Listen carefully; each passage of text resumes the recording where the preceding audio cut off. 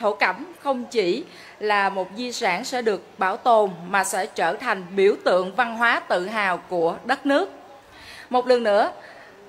cho phép Công ty Nghệ thuật Hoa Anh Dương xin cảm ơn Ủy ban Nhân dân tỉnh Đắk Lắk, Sở Văn hóa Thể thao và Du lịch tỉnh Đắk Lắk, các nhà thiết kế, người mẫu, tất cả quý vị đã góp phần tạo nên một chương trình đặc sắc đầy ý nghĩa này. Kính chúc quý vị có một buổi tối xem chương trình Thời trang thổ cẩm Việt Nam Đắk Lắk 2025 thật nhiều hạnh phúc